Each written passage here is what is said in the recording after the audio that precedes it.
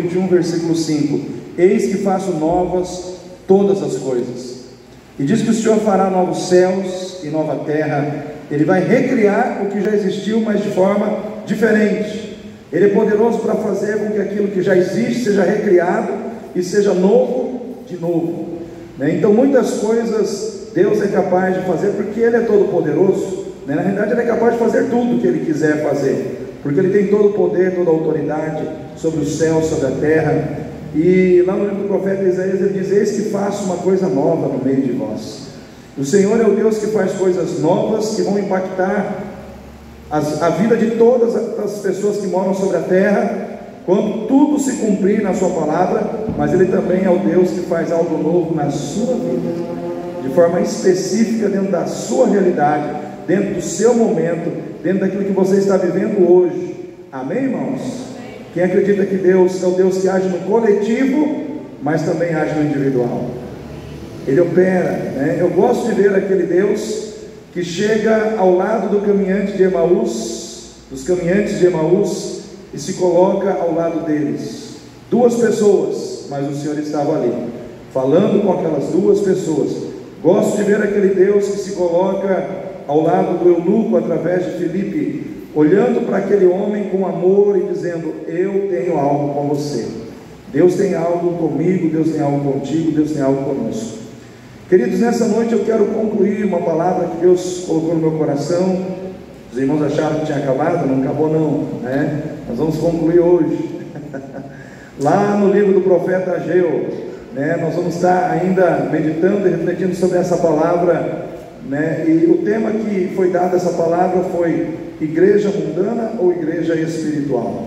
Então eu quero que você abra sua Bíblia no livro do profeta Ageu. Se você tem dificuldade para achar Ageu, você vai lá no último livro do Velho Testamento, que é Malaquias. Aí você recua Zacarias, e aí você recua mais um livro, você vai achar o profeta Ageu. O livro do profeta Ageu, ele tem apenas 2 páginas. Ageu foi um profeta que profetizou mais ou menos no ano 515 a.C., depois que o povo saiu do cativeiro de 70 anos, que foi profetizado pelo profeta Jeremias.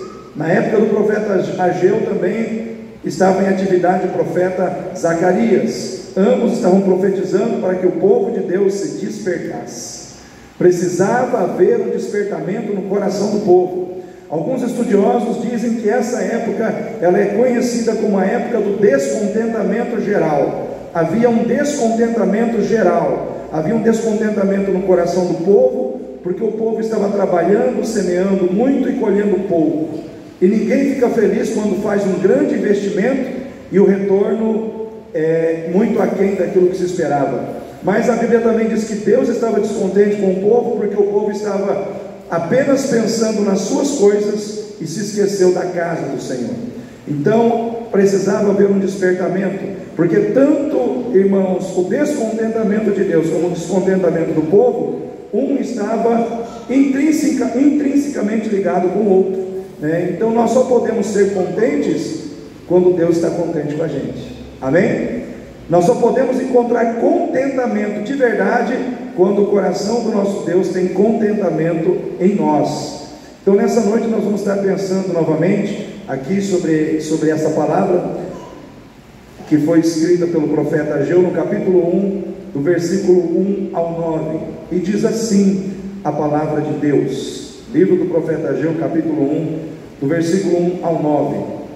E no segundo ano do rei Dário, no 6º mês, no primeiro dia do mês, veio a palavra do Senhor por intermédio do profeta Ageu a Zorobabel, filho de Sealtiel, governador de Judá, e a Josué, filho de Josadaque, o sumo sacerdote, dizendo: assim fala o Senhor dos exércitos, dizendo: este povo diz, não veio ainda o tempo em que a casa do Senhor deve ser edificada.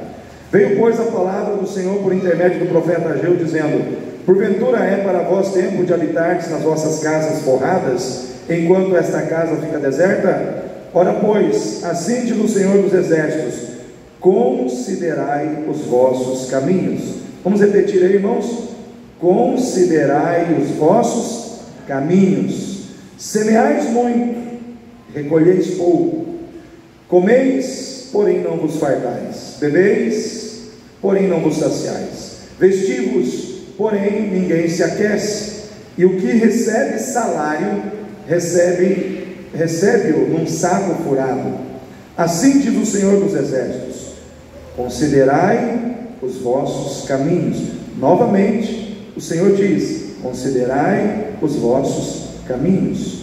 Subi ao monte, trazei madeira, edificai a casa, e dela me agradarei, serei glorificado, diz o Senhor. Esperastes o muito, mas eis que veio a ser pouco, e esse pouco, quando o trouxestes para casa, eu dissipei com um sopro. Por que causa? Disse o Senhor dos Exércitos: por causa da minha casa, que está deserta, enquanto cada um de vós corre a sua própria casa. Enquanto cada um de vós corre a sua própria casa. Em algumas versões diz: porque a minha casa está deserta. Em outras está assim: a minha casa ainda continua destruída, ou destruída ou deserta. De uma forma ou de outra, Deus estava reprovando a atitude do povo, que estava olhando somente para as suas coisas, para a sua casa, e se esqueceu da casa de Deus. Irmãos, nessa época no Velho Testamento, o templo era de fundamental importância. A ideia de ter um templo aonde o povo de Deus congrega para buscar a Deus, foi Deus que colocou no coração do povo.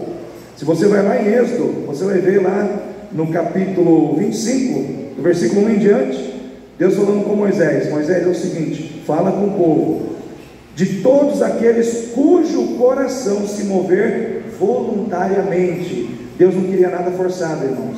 Eu gosto muito desses detalhes. Ele diz assim: aqueles cujo coração se mover voluntariamente, desses receba ouro, prata, peles de animais, tecidos, e eis que eu estou te dando aqui a planta de um templo, e você vai construir esse tabernáculo, e ali eu habitarei no meio do meu povo.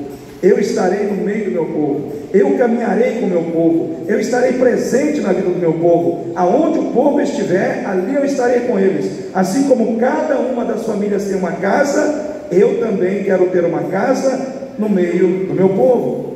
E as tribos todas se reuniam, elas caminhavam, elas avançavam, e o Senhor guiava o seu povo. De dia ele era uma nuvem, guardando o povo e protegendo o povo do calor do sol, fazendo, vamos dizer assim, sombra para o povo caminhar, trazendo refrigério. Como é bom quando a gente encontra uma sombra, quando o calor está muito intenso. Sim ou não, irmãos?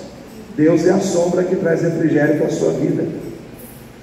O calor da prova vem, as dificuldades vêm, mas Deus continua sendo a sua sombra hoje. Deus continua sendo a sua proteção hoje. Então ele guiava o povo, e aonde a nuvem parava, o povo acampava.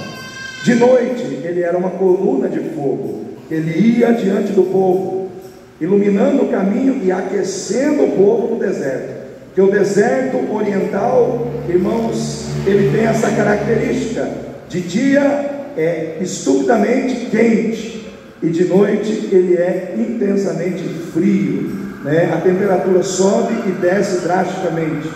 O Senhor, ele cuidava das necessidades do seu povo. Então o povo precisava de calor, o povo precisava de luz, o povo precisava de orientação, o Senhor estava lá. Então a partir daí surgiu a ideia do templo, e o lugar, vamos dizer assim, da habitação de Deus no meio do seu povo, representava o desejo de Deus de ter intimidade com o povo, e a disposição do povo de ter intimidade com Deus. Ou seja, a disposição do povo em construir aquele tabernáculo, ou o templo, que veio depois do templo, significava o seguinte: queremos intimidade com Deus, queremos Deus com a gente, queremos Deus no nosso meio. Mas quando o povo, nessa época do profeta Ageu, simplesmente disse: não é hora de construirmos o templo, não é hora de levantarmos este templo novamente, era como se o povo estivesse dizendo: tudo para nós é importante, dinheiro é importante, casa confortável é importante, saúde é importante, prosperidade financeira é importante, mas intimidade com Deus não é importante. Eu quero perguntar para você nessa noite: ter intimidade com Deus é importante na sua vida, irmão? Quem acredita que ter intimidade com Deus é importante? Tomara que o que você esteja dizendo aqui não seja um impulso de responder a pergunta de um pastor que está no púlpito e você se sente na obrigação de levantar a mão. Tomara que verdadeiramente no seu coração ter intimidade com Deus seja verdadeiramente algo importante na sua vida. Porque, irmãos, eu digo para você o seguinte: você pode ter muitos sonhos maravilhosos para 2024, você pode ter desejos, projetos, planos maravilhosos para 2024, mas se a sua vida espiritual não estiver no centro da sua vontade, como um propósito essencial na sua vida, talvez muitos desses planos não vão se realizar. Porque nós temos que entender, irmãos, que a nossa prosperidade material sempre será consequência da nossa prosperidade espiritual. Se nós estamos bem com Deus, via de regra, nós estaremos bem em todas as áreas da nossa vida. Amém, igreja? Porque é Deus que equilibra tudo, e é Deus que determina tudo. Você não pode sair de casa e dizer: vou chegar. Você pode até querer chegar, mas de repente você pode não chegar. Quem pode dizer que você vai chegar? O Senhor dos Exércitos, porque Ele está no controle da história da sua vida. Ele está no controle do seu sair e do seu chegar. Você pode planejar, eu posso planejar, mas o executar está nas mãos de Deus. Só Ele pode determinar o que vai ou não acontecer. E o povo esqueceu disso, irmãos. O povo aqui, nessa época do profeta Ageu, esqueceu disso. E eles começaram a achar que se eles trabalhassem, que se eles se esforçassem, que eles simplesmente fizessem o que tinha que fazer, as coisas aconteceriam. Não acontece, irmãos, se nós não estivermos alinhados com Deus. A partir do momento que nós nos tornamos povo de Deus, nós não pertencemos mais a nós mesmos. Nós não podemos mais cuidar somente das nossas coisas. Nós temos que cuidar das nossas coisas e das coisas de Deus. Amém? Temos que cuidar das nossas e das de Deus. Se esquecermos das de Deus, as nossas vão ficar prejudicadas. Então, por que muita gente talvez não conquistou muita coisa em 2023? Porque esqueceu das coisas de Deus, esqueceu do que precisava fazer em relação àquilo que Deus determinou para ser feito. E como eu já falei um pouco sobre isso na palavra anterior, eu quero pegar um gancho no final da palavra anterior, quando eu disse o seguinte: se nós queremos ter um 2024 com bênçãos, com vitórias, a nossa vida espiritual também precisa ser uma vida de bênçãos e de vitórias com Deus. Se nós queremos que a nossa vida em 2024 seja um sucesso, nossos planos, nossos projetos, a nossa vida espiritual precisa ser um sucesso também. A nossa vida de oração precisa ser um sucesso, a nossa vida de comunhão com a igreja precisa ser um sucesso, a nossa vida de leitura da palavra precisa ser um sucesso. Amém, igreja? Porque tudo vai ser consequência disso. Então, se nós queremos isso, algumas coisas Deus colocou no meu coração para compartilhar com a igreja. E eu falei que para a gente começar algo novo, pegando o final da palavra passada, a gente tem que quebrar na nossa vida o ciclo de decisões erradas. Sabe aquela pessoa que só toma decisão errada? Ela passa um ano inteiro tomando decisão errada e colhendo as consequências.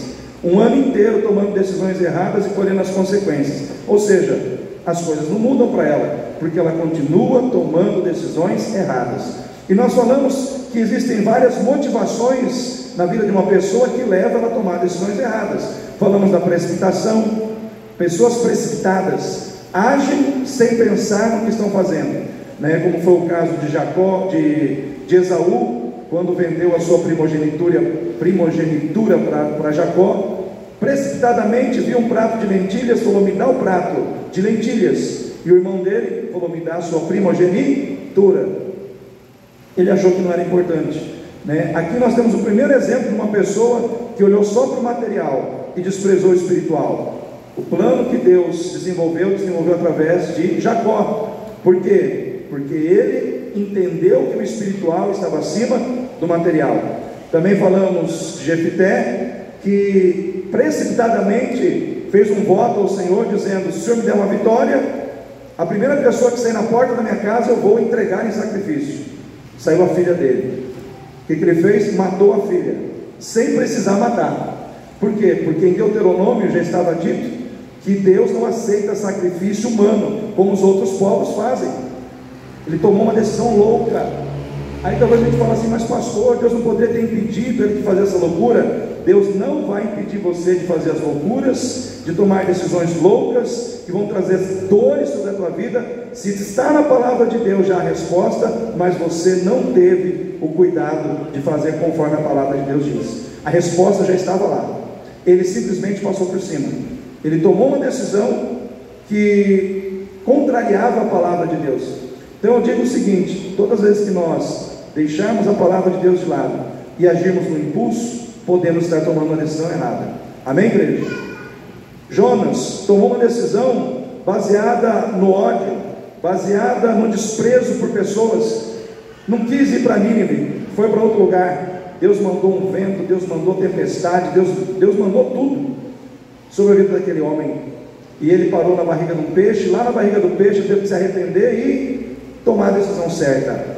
Eu quero dizer para você, querido, todas as vezes que você tomar decisões baseadas no ódio, no desprezo por pessoas, você já errou, porque você não está aqui para desprezar ninguém. Amém?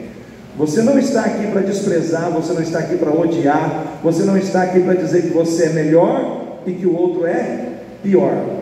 Você não está aqui para dizer que você está numa categoria acima e o outro está numa categoria abaixo, porque aos olhos de Deus todos somos iguais.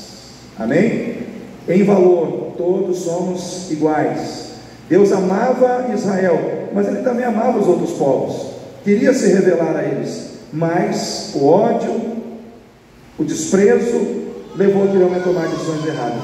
Talvez muita gente vive tomando decisões assim, baseada em sentimentos ruins e negativos que tem contra outras pessoas, e por isso sofre com essas decisões. Enfim, mas também falamos, irmãos, sobre a arrogância e a acomodação que muitas vezes entra no coração do homem, levando o homem de Deus, a mulher de Deus, a achar que nós podemos determinar o tempo de servir a Deus.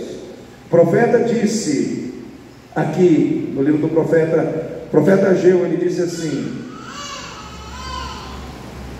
este povo diz, não veio a hora, o tempo de ainda edificarmos a casa do Senhor. Em outras palavras, o povo estava olhando só para as suas coisas, e no coração deles, eles não viam que era hora de investir, de priorizar o que era de Deus. Ou seja, o que era prioridade para eles era aquilo que estava relacionado com a casa deles, com os projetos deles, mas não com a casa de Deus. E aí o profeta despertou o povo dizendo: não, vocês estão jogando para frente algo que Deus quer que vocês façam agora.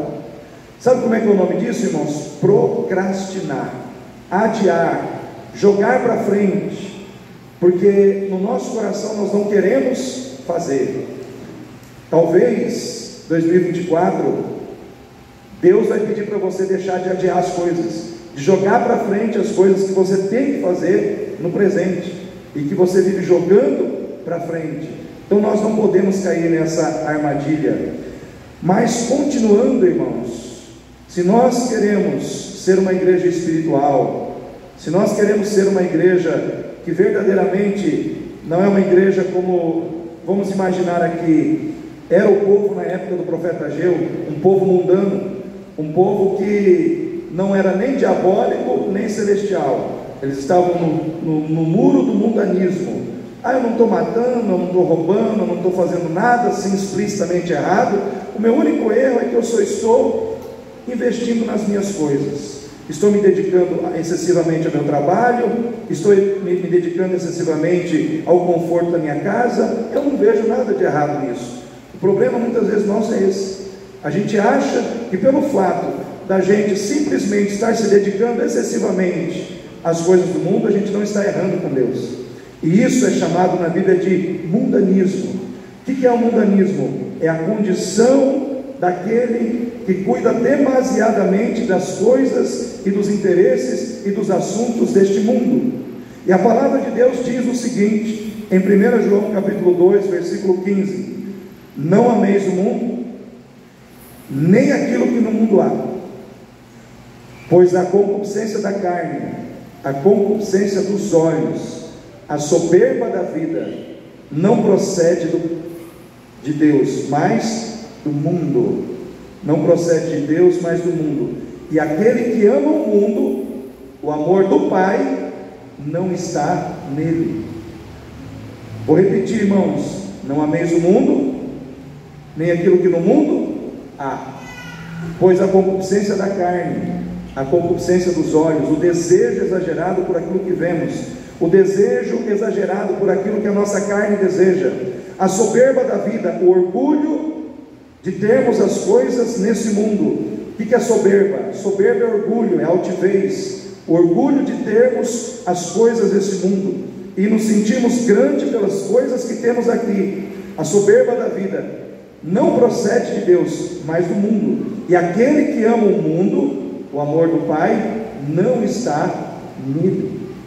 Então isso deve nos levar a refletir, irmãos. Tiago, no capítulo 4, diz assim, Tiago 4,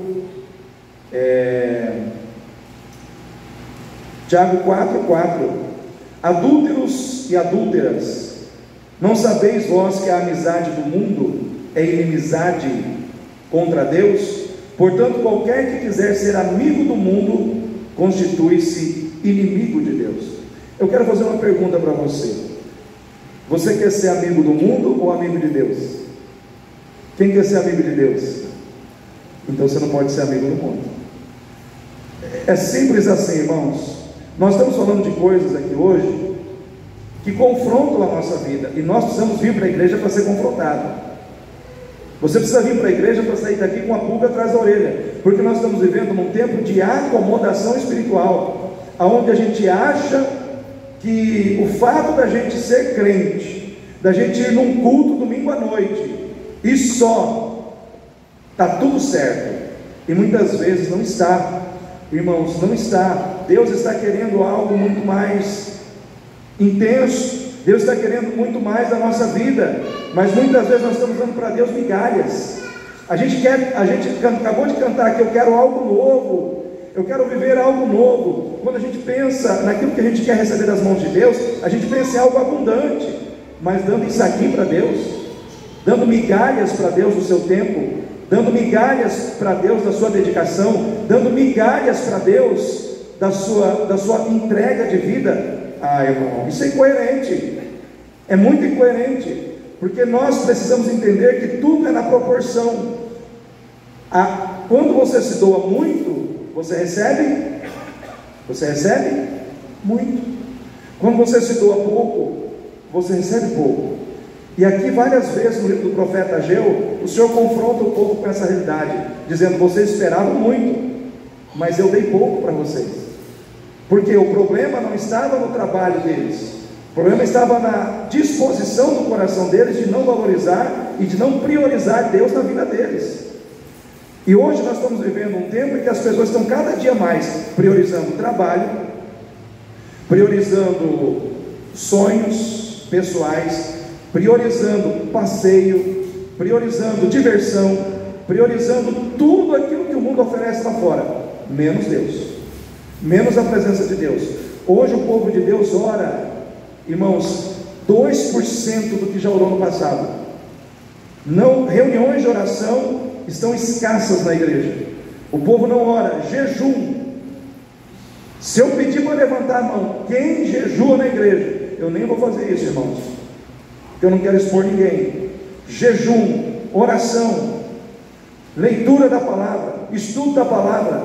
Irmãos, nós estamos relegando isso a segundo, terceiro plano, porque nós estamos vidrados, nós estamos fissurados, nós estamos, irmãos, nós estamos envolvidos pelo mundo, porque aonde estiver o teu coração, ali também estará o teu tesouro, e o diabo sabe disso. Por isso ele trabalha para que o seu coração esteja em tudo que é lugar, menos na presença de Deus. O diabo trabalha para que o seu coração esteja nas festas, para que o seu coração esteja no seu trabalho, para que o seu coração esteja nos seus sonhos, nos seus estudos. Eu não estou dizendo que nada, não estou dizendo que essas coisas são erradas, irmãos. Você não consegue entender o que eu quero dizer? Nada disso é errado. E isso se torna errado pela maneira como nós começamos a lidar com essas questões na nossa vida. É a mesma coisa que uma faca. Se você pega uma faca para cortar carne, cortar cebolinha na cozinha, tranquilo. Mas se você pega uma faca para matar alguém, ela se tornou um instrumento maligno, um instrumento de morte nas suas mãos, na sua vida. O que está acontecendo com o povo de Deus hoje? Coisas que são boas. Não é errado trabalhar, não é errado se divertir, não é errado passear, mas isso está se tornando um problema na vida dos crentes. Por quê? Porque está tomando o coração de Deus, está tomando no coração do povo o lugar que é de Deus. As pessoas estão perdendo conexão com Deus, mas estão ganhando cada vez mais conexão com o mundo. A conexão com o mundo está forte, a conexão com os valores do mundo está forte, a conexão com os valores do céu está fraquinha. E o que acontece? Você vai perdendo uma coisa que a gente chama de prazer. Prazer pelo que é espiritual, prazer por tudo aquilo que é sinônimo de espiritualidade. E quando a gente perde o prazer, a coisa fica ruim, irmãos. Quando a gente perde o prazer pela lei de Deus, pela palavra de Deus, tudo começa a ficar ruim na nossa vida. Por quê? Porque o nosso prazer está em outro lugar. O nosso prazer não está mais em Deus, o nosso prazer não está mais na palavra de Deus, o nosso prazer não está mais na casa de Deus. Quantos aqui lembram que o salmista disse, mais vale um dia na casa de Deus do que em outros lugares 1000. Assim como a corça anseia por águas, olha só, irmãos, assim como a corça anseia por águas, assim tenho sede de ti. Irmãos, isso é uma declaração apaixonada de alguém que estava sedento de quê? De Deus, da presença de Deus, da comunhão com Deus. Será que hoje a gente encontra crentes na igreja que o coração dele é um coração anelante, é um coração que anela pelo Senhor, que anela pela comunhão com Deus? Muitos estão perdendo esse coração, muitos estão deixando esse coração ser roubado de dentro do seu peito. Tem muito crente que perdeu um coração adorador, tem muito crente que perdeu um coração anelante pelo Senhor, está na igreja, mas não tem prazer, está na igreja, mas não tem prazer em ouvir a palavra, não tem prazer em cultuar. Tem aqueles picos, de prazer, toca um cântico legal e tal, mas de repente é só isso. Sabe o tal do fogo de palha? Acende, da mesma maneira que acendeu, apaga. Irmãos, o adorador verdadeiro, ele não depende das melhores condições para dar a Deus o seu melhor louvor. Amém, igreja? Paulo e Silas estavam presos numa cadeia, numa prisão, amarrados, com os pés no tronco, surrados, sangrando nas costas, mas louvando a Deus, adorando ao Senhor. As condições não eram as melhores, mas mesmo em meio àquelas condições, eles deram a Deus o louvor que era devido. E Deus desceu naquele lugar, Deus manifestou a sua glória naquele lugar.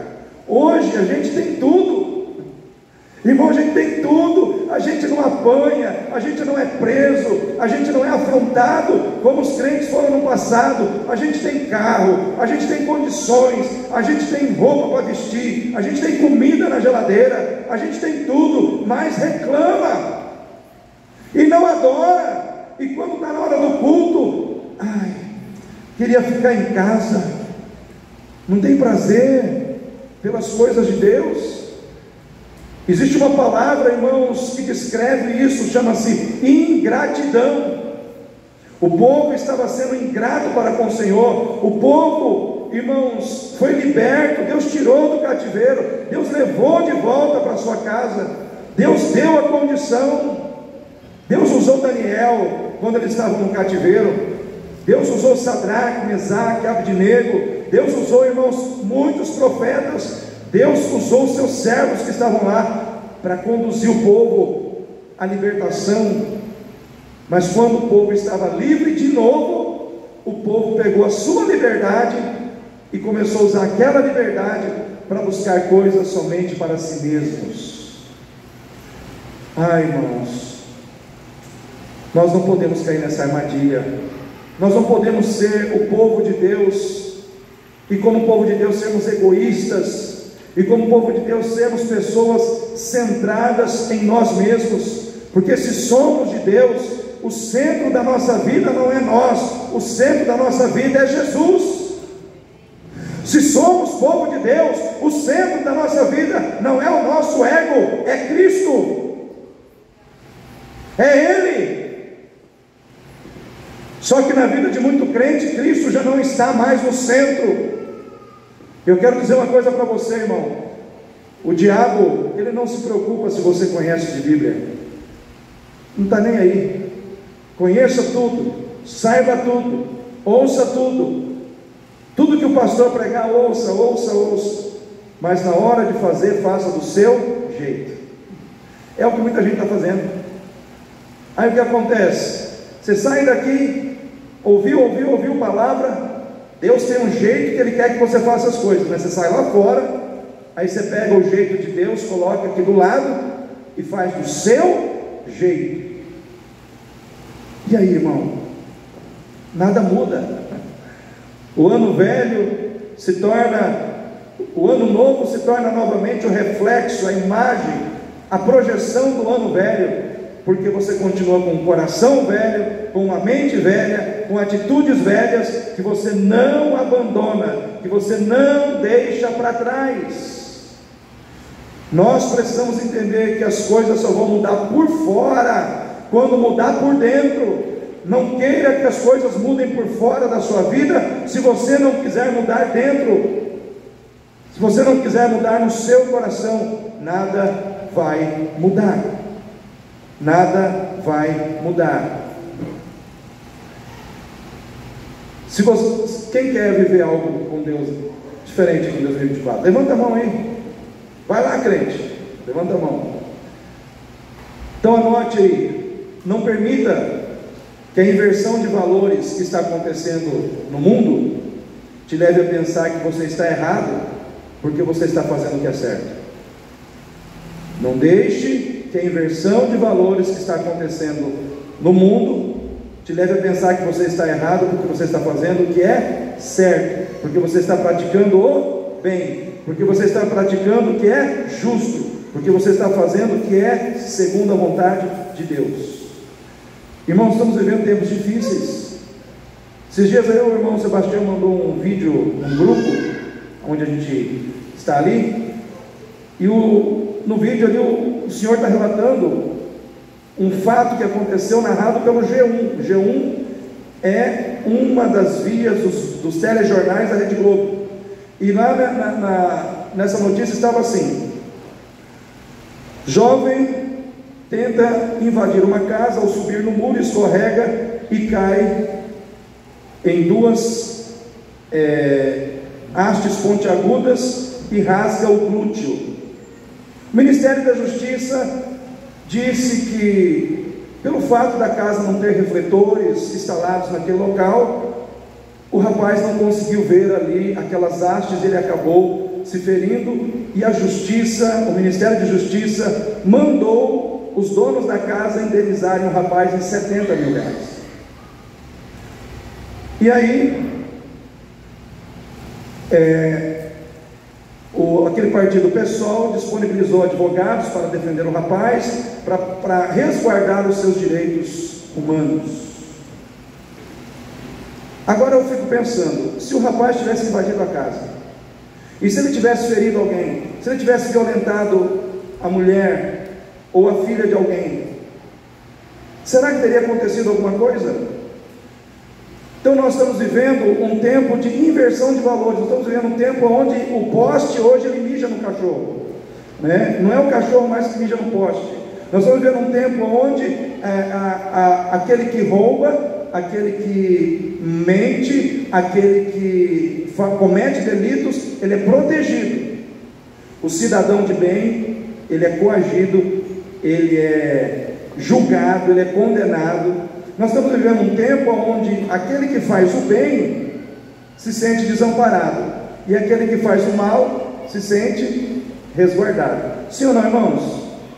O que eu estou falando aqui é mentira, irmãos? É uma realidade que nós estamos vivendo hoje. É a nível de Brasil? Será que isso acontece em muitos outros países? Como eu sou brasileiro, eu tenho que falar de onde eu moro. Então hoje, o que acontece? As pessoas, elas estão entrando num sistema de corrupção que vem de cima para baixo. Aí vai se destruindo princípios e valores, justiça, fidelidade, lealdade. Para que serve? Se na hora H, quem guarda esses princípios não é valorizado. Se na hora H, quem guarda esses princípios acaba sofrendo dano.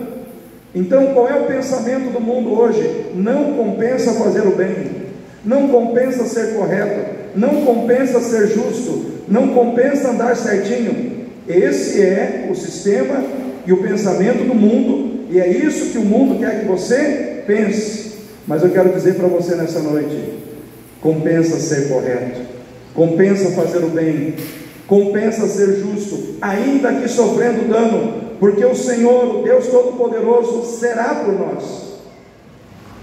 Porque o Senhor, o Deus Todo-Poderoso, é Ele que nos recompensará no final de tudo. Porque a minha recompensa, irmãos, ela não está nas mãos dos homens, ela está nas mãos de Deus.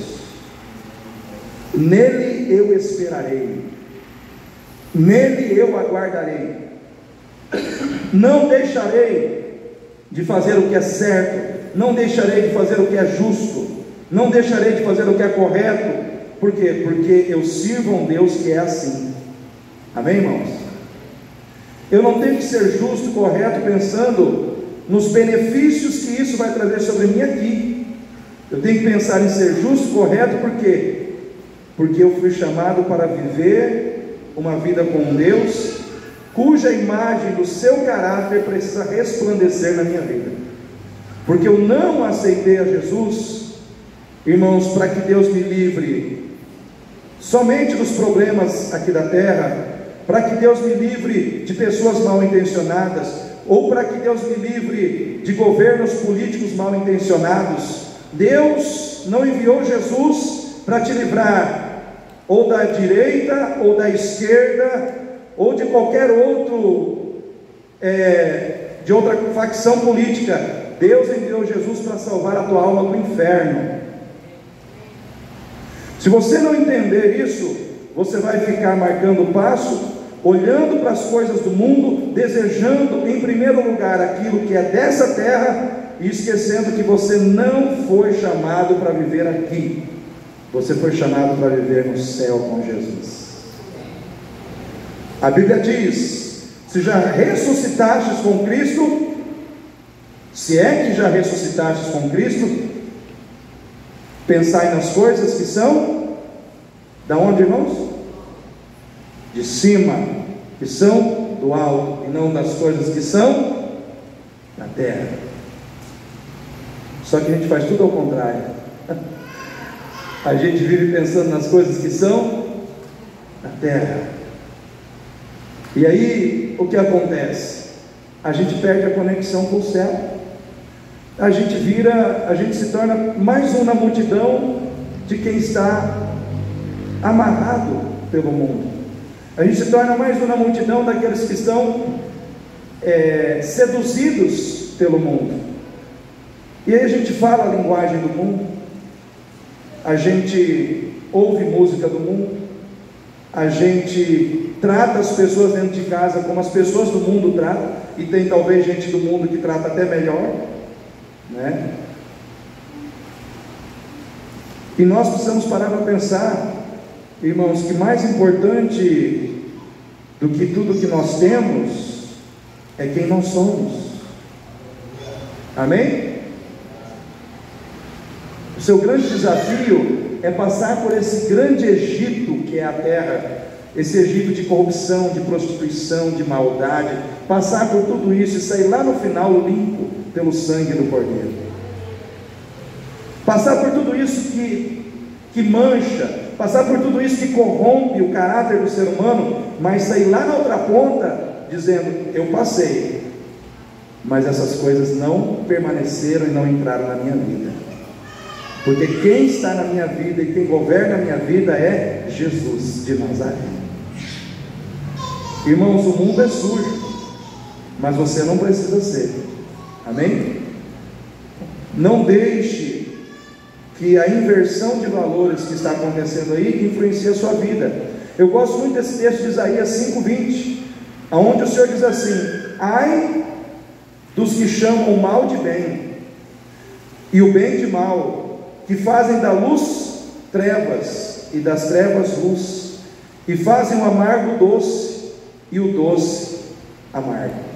Em outras palavras, o que o profeta está dizendo? Ai daqueles que invertem o significado das coisas, daqueles que transformam o mal em bem e o bem em mal. O Senhor tem um ai para essas pessoas, e o ai de Deus significa um juízo de condenação, de julgamento e de justiça. Deus vai julgar essa terra, Deus vai julgar tudo o que está acontecendo aqui nesses dias, irmãos, e eu quero estar do lado de quem vence, amém? Quem vence é o Senhor, e nós temos que estar do lado dele, amém? Quem quer estar do lado de Deus aí? Segundo ponto, irmãos, se você quer viver algo tremendo com Deus, se você quer que essa igreja que seja espiritual e não uma igreja mundana, você tem que considerar ou não desprezar o valor da missão no processo do desenvolvimento da sua vida espiritual. Um crente sem missão é um crente sem relevância. Um crente sem missão é um crente sem espiritualidade. Irmãos, nós não fazemos para ser, nós fazemos porque somos, amém, irmãos? Vou repetir: a gente não faz para ser, a gente faz porque é. Porque se nós fizéssemos para ser, o mérito seria nosso. Eu fiz, então se eu fiz e eu consegui ser, o mérito é meu. Nós não fazemos para ser. Quando eu falo de missão, não estou dizendo que a gente tem que fazer para ser alguma coisa. Não, a gente tem que fazer porque a gente já é. Amém, irmãos? A gente já é. Deus já te deu a condição de ser. O que eu sou, pastor? Você já é filho de Deus. Você já é filha de Deus. Você já é servo. Você já é serva de Deus. Você já é lavado e remido pelo sangue. Você já tem e já é um filho de Deus, já tem o caráter de Deus e já é filho de Deus. O que nós precisamos fazer? Aquilo que é coerente com quem nós somos. Se somos filhos de Deus, temos que fazer coisas que um filho de Deus faz. Se somos servos de Deus, temos que fazer coisas que um servo de Deus faz. Então, quando o profeta Ageu estava chamando o povo à responsabilidade, estava dizendo: vocês são povo de Deus, por isso Deus cobra de vocês. Irmãos, quando o Senhor cobrou o povo dele para construir o templo, Ele cobrou porque o povo era o povo dele. Deus não mandou os egípcios, Deus não mandou os gregos, os persas. Por quê? Porque esse povo não era povo de Deus. Deus cobra quem é dele. Tem coisas que Deus vai cobrar de você e não vai cobrar de quem está lá fora. Por quê? Porque você é povo de Deus. Então não reclame porque Deus está te cobrando. Deus cobra porque você é dele. Deus cobra porque você conhece Ele. Deus cobra porque Ele agraciou você. Ele te deu uma condição que os outros ainda não têm. Então Ele tem o direito de te cobrar. Ele tem o direito de cobrar você. Ele tem o direito de cobrar a mim. Então havia uma missão a ser feita. E essa missão, irmãos, que eles tinham naquela época, nós também temos hoje. A missão era reconstruir um templo que estava no chão. O templo estava no chão, e a missão do povo era reconstruir o templo que estava no chão. Qual é a sua missão hoje? Qual é a minha missão hoje? Reconstruir o templo que está no chão. E que templo é esse, pastor? O templo hoje não é esse templo de tijolo, de cimento. O templo que Deus quer reconstruir são vidas que estão destruídas pelo pecado, estão destruídas pelo vício, estão destruídas pela prostituição, estão destruídas pela homossexualidade, estão destruídas por tantas coisas lá fora, mas são templos que precisam ser reconstruídos pelas mãos daqueles que conhecem a Deus. Tem vidas que Deus quer habitar nelas, porque o Espírito Santo de Deus habita aonde, irmãos? Quando a gente recebe a Cristo.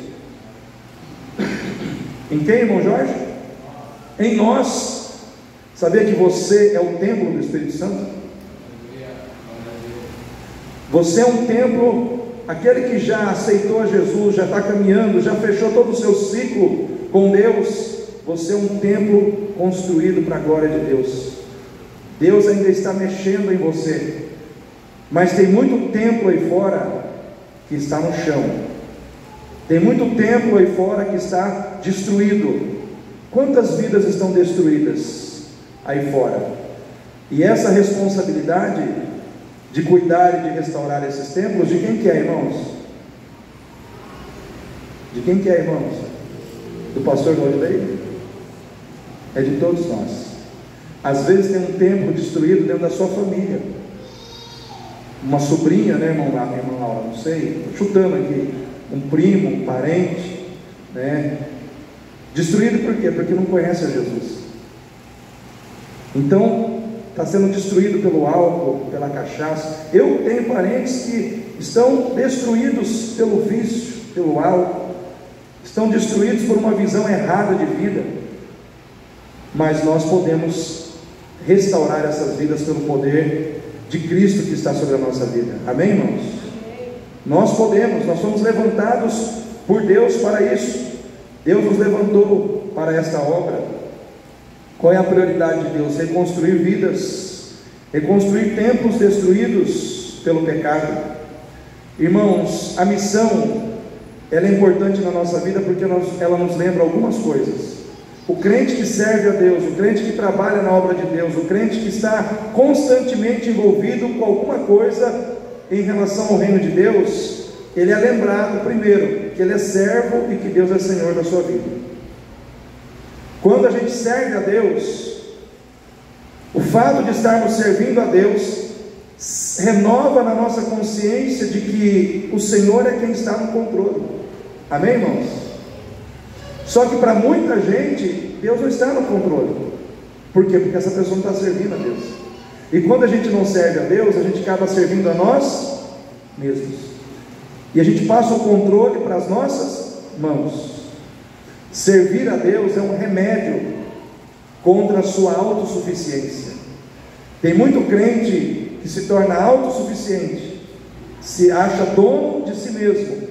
Por quê? Porque não serve. Entrar num ministério é maravilhoso, irmão.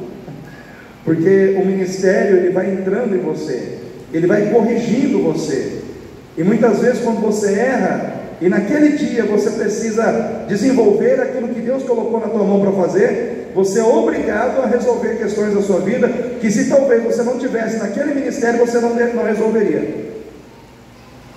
Vou dar um exemplo meu, né? Eu e minha esposa estávamos sexta-feira na rua, entregando as nossas situações, e num determinado momento, numa discussão dentro do carro, eu fui rude com ela, respondi grosso para ela. Aí ela ficou chateada. Mulher chateada às vezes fica sem falar com a gente, não sei porquê, né, irmão? Aí virou aquele negócio de ficar mudo assim, né, e tal, e aí se aproximando do culto, né, o de libertação e tal. Eu falei: Jesus, vamos lá. Aí eu cheguei e pedi perdão para ela. Falei: me perdoa, eu fui rude com você. Mas o fato de estar aqui, de ter que estar aqui no culto de libertação, conduzindo o culto, isso me pressionou mais. Sim ou não, irmãos? Isso não acontece muitas vezes, só acontece comigo, irmãos. Quando você tem algo para fazer para Deus, Você começa a ser mais rigoroso com você. Você começa a ser mais rigoroso com as suas atitudes. Se você brigou dentro de casa, se você ofendeu alguém, né? Até no trânsito mesmo, às vezes dá aquelas situações de um xinga o outro e vai, né? A gente começa a ser mais rigoroso com a gente. Não, eu estou servindo, eu tenho uma obra para fazer, eu não posso dar mau testemunho. Você fica mais preocupado porque você está servindo. Servir a Deus é um remédio para corrigir a gente. Agora o crente que não serve, ele vai empurrando com a barriga. Não estou fazendo nada, não tenho compromisso nenhum com nada na igreja, nada com Deus, briga, fica brigado, né? Então o servir a Deus, na realidade, irmãos, é uma maneira do próprio Deus nos proteger de nós mesmos. Às vezes a gente acha que a gente está fazendo muita coisa para Deus. Não, Deus precisa de mim ali, Deus nem precisa de você tanto ali, irmão. Ele te deu a honra de você estar ali, Ele te deu o privilégio de você estar fazendo aquilo, e você acha que o que você está fazendo ali vai mudar tudo, né? E nem sempre é isso que Deus está fazendo. Às vezes Deus está te colocando ali só para dizer: filho, eu estou te colocando aqui porque estar aqui vai te proteger de você, esse coraçãozinho que você tem, esse coraçãozinho difícil, mas fica aqui. Por quê? Porque aqui eu vou te proteger de você. E é assim que Deus vai fazendo com a gente, irmãos. Servir a Deus é uma maneira de Deus nos proteger de nós mesmos. Então 2024, se alguém te chamar para você servir, não foge não. Dê essa oportunidade para Deus trabalhar em você, por você e através de você.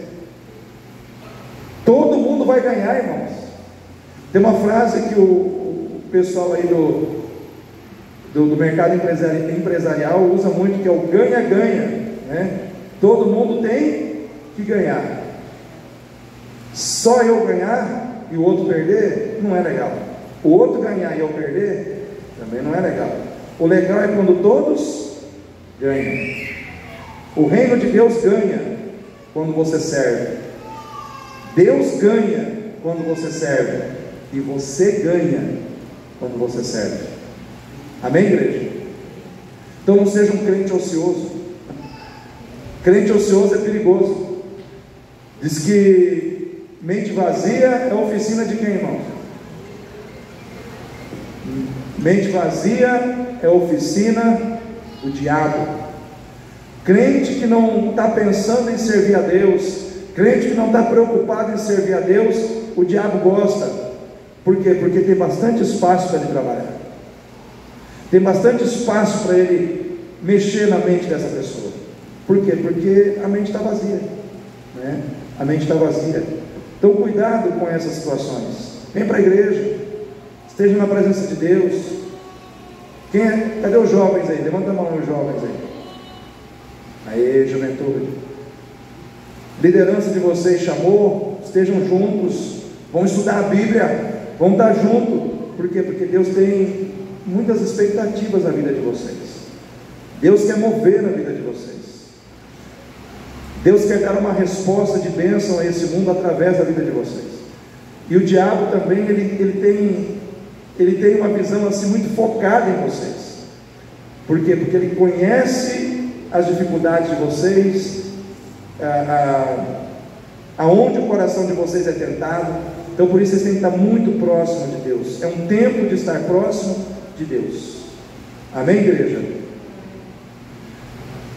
Terceiro, irmãos, vou ter que acabar por aqui, né?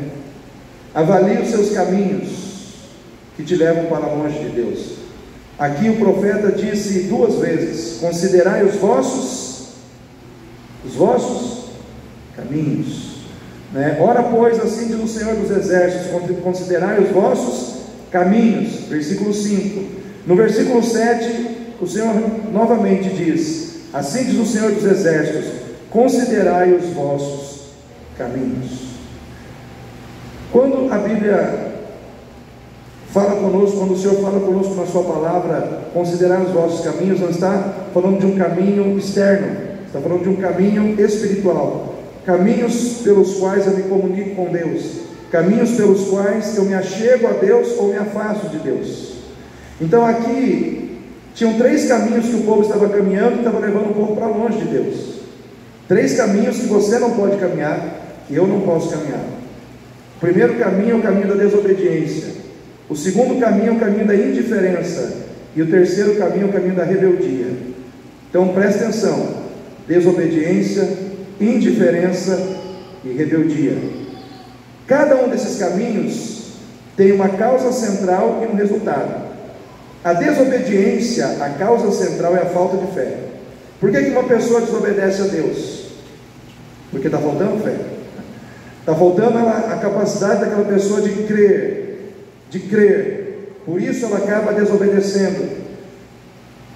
Por quê? Porque a pessoa, na mente dela, ela começa a pensar assim: o resultado das minhas escolhas é melhor do que o resultado das escolhas de Deus. Então ela começa a crer mais no resultado das suas próprias escolhas do que no resultado das escolhas que Deus determinou para ela. Em função disso, ela desobedece. E aí ela se dá mal, né? Então existe um preço que você e eu não devemos querer pagar, que é o preço da desobediência. Esse preço é muito caro e é muito alto. Adão e Eva pagaram o preço da desobediência. O que eles trouxeram para a humanidade? Morte e condenação ao inferno. E por aí nós temos muitos outros exemplos. Acabe desobedeceu a Deus através do profeta Micaías, que disse: não vai para o campo de batalha. Ele disse: eu vou. Se fantasiou. Um soldado soltou uma flecha a esmo. A flecha caiu na juntura da sua armadura e ele morreu no campo de batalha.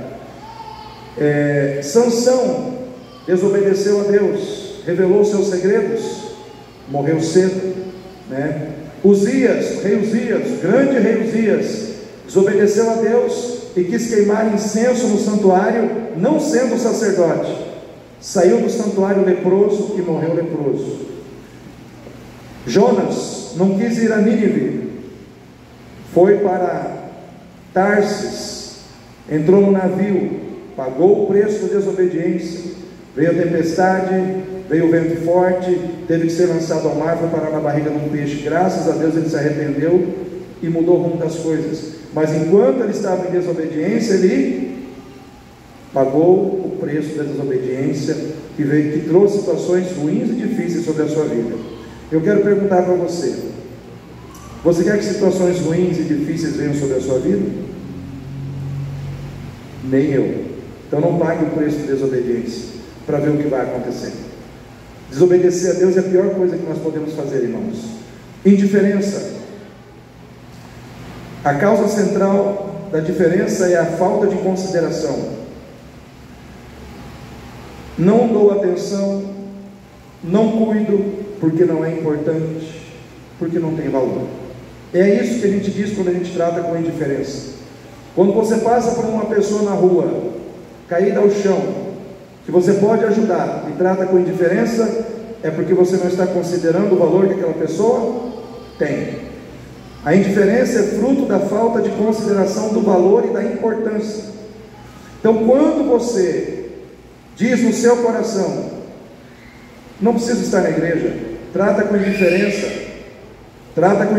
o culto, você está dizendo: o culto não é importante para mim, não vai mudar em nada a minha vida. Quando você trata com indiferença o ouvir a palavra de Deus, você está dizendo: ouvir a palavra de Deus não é importante para mim, não vai mudar em nada a minha vida. Quando você trata com indiferença a sua vida de oração, você está dizendo: não tem importância para mim, não vai mudar em nada a minha vida eu orar ou não orar. Isso é você agir com indiferença. O povo estava tratando a obra de Deus com indiferença. Irmãos, todas as vezes que nós agimos com indiferença, com aquilo que é extremamente valioso, nós vamos pagar um preço. por essa situação. E a última situação, para encerrar essa palavra, que é a pior de todas. Agora eu cheguei na pior, que é a rebeldia. A rebeldia, ela é pior que a desobediência, ela é pior que a indiferença. Eu peguei um artigo aqui que faz uma distinção entre desobediência e rebeldia. Então aqui diz assim: a desobediência às vezes pode ser praticada com boas intenções, ou até mesmo acreditando que não vai ter problema. A rebeldia, por outro lado, ela é praticada com intenção ruim, que geralmente é confrontar ou afrontar alguém. Ou seja, o rebelde, ele está sempre na posição da afronta. O desobediente, ele é influenciado, por isso desobedece. O rebelde, ele é influenciador para o mal. Ele não precisa ser influenciado, ele é a própria influência.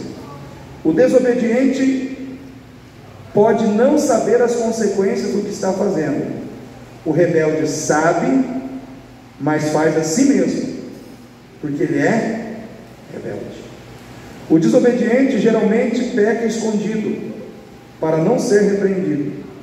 O rebelde peca em público, para provocar e para mostrar que ele tem o controle daquela situação. Nem todo desobediente é rebelde, mas pode se tornar se não mudar. Porém, todo rebelde é um desobediente piorado, pois tem consciência dos seus atos e não quer mudar. Não quer mudar. Sabe aquela pessoa que ela sabe que está errado ou está errada e não muda, e não quer mudar? Esse é o rebelde. E o rebelde, irmãos, o destino do rebelde é terrível. Satanás, ele é a personificação da rebeldia. Quando você olha no Salmo 68, 5, por exemplo, vamos lá, Salmo 68, 5. Não é 68, agora me perdi.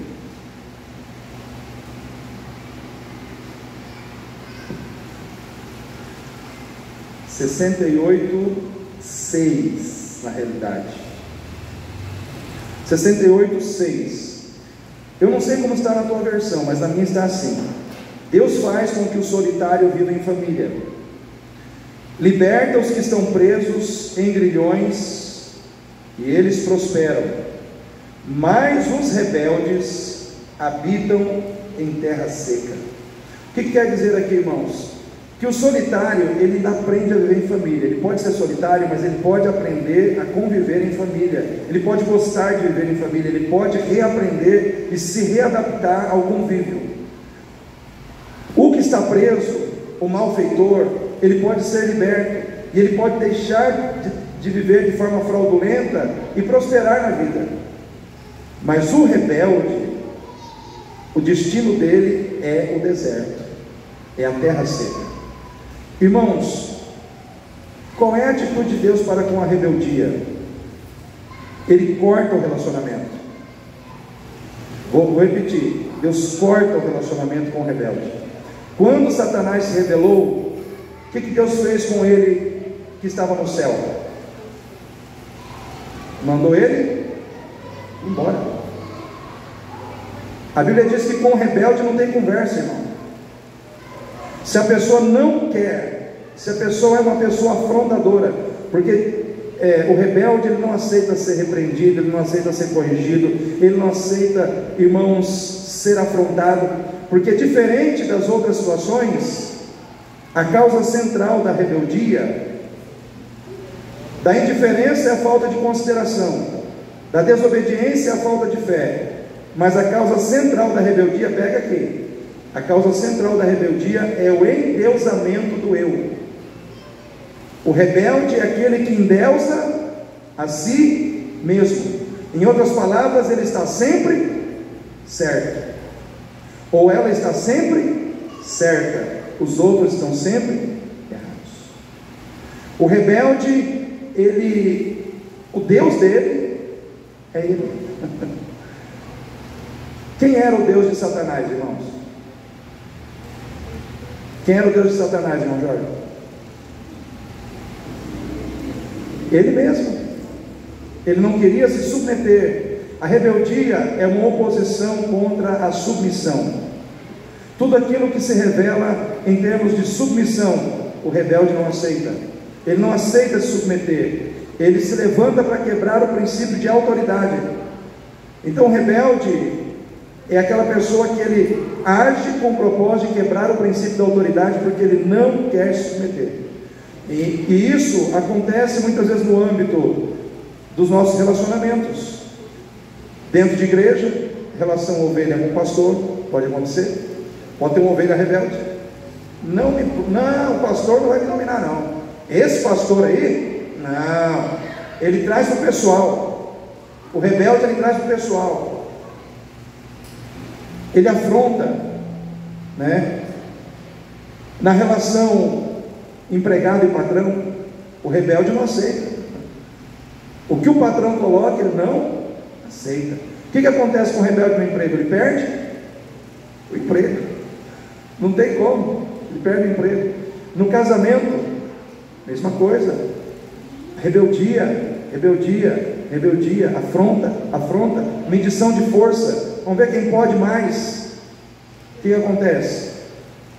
Se não mudar o casamento, acaba.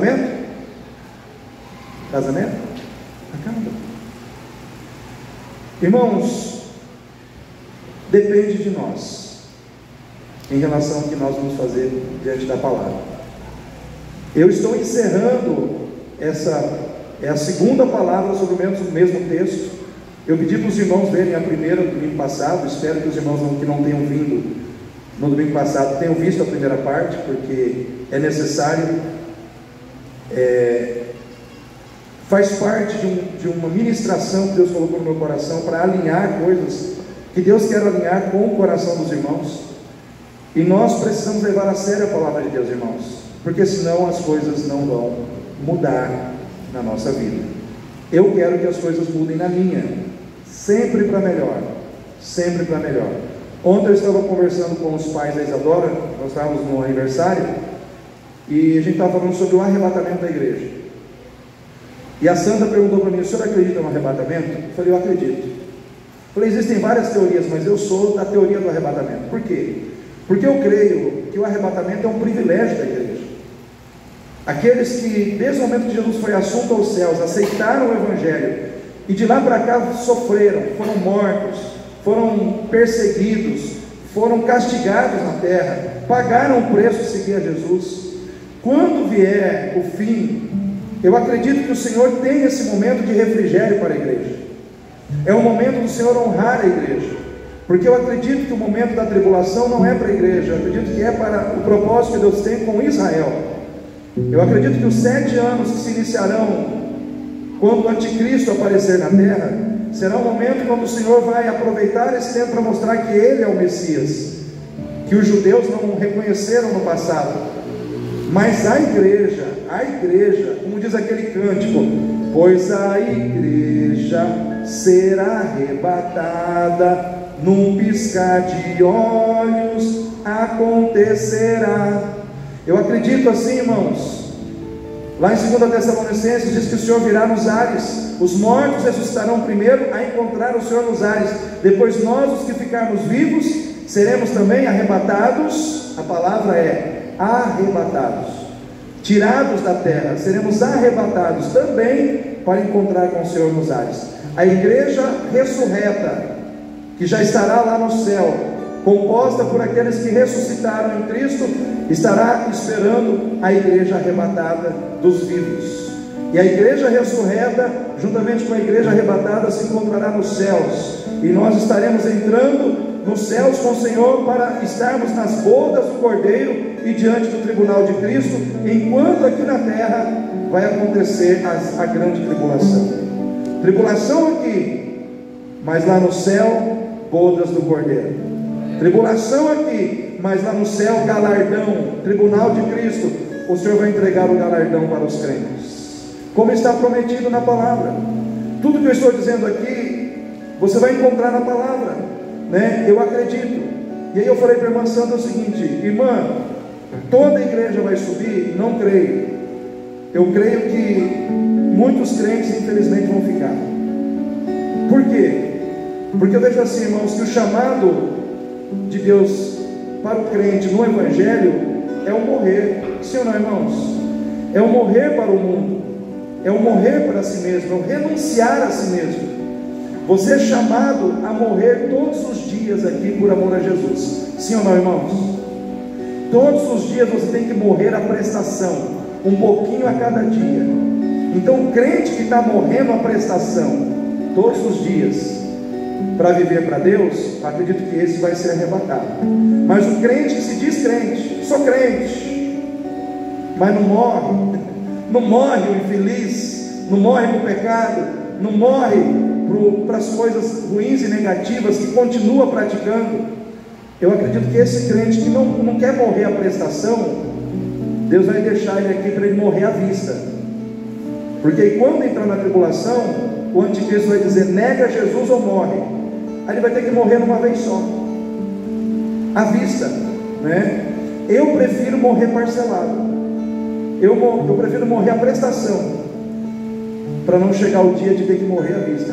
Mas se tivesse que morrer à vista, eu morreria também.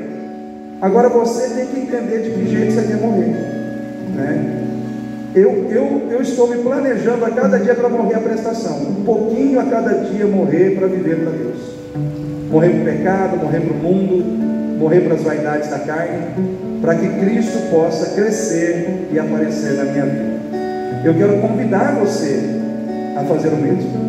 Amém, igreja? Vamos ficar em pé nesse momento.